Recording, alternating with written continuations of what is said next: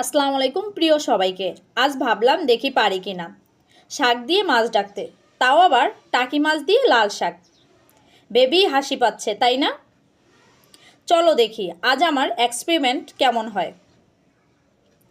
প্রথমে মাছগুলো ভালোভাবে ধুয়ে হালকা করে ভেজে নিলাম। তারপর ফ্রাই প্যানে তেল, পেঁয়াজ, রসুন, সামান্য পরিমাণ লবণ, মরিচের গুঁড়া দিয়ে সামান্য একটু পানি দিয়ে কষিয়ে নিয়েছি। তারপর মাছগুলো দিয়ে দিলাম, মাছগুলো দিয়ে ঢাকনা দিয়ে দিয়েছি। মাছগুলো ভালো করে কষিয়ে নিয়ে তারপর লাল শাক দিয়ে ভালো করে ঢেকে দিলাম। এটাই আজকের টিপস।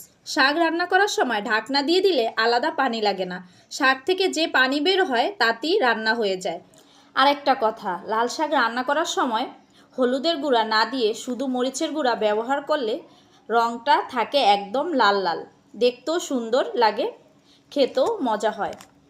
শেষে একটু ধনিয়া পাতা ছিটিয়ে দিলাম। রেডি আমার টাকি মাছ দিয়ে লাল শাক রান্না। শাক দেখতে যেমন সুন্দর হয়েছে, খেতেও দারুণ হবে। কমেন্টে জানিও বন্ধুরা কেমন লাগলো আমার রান্নাটা।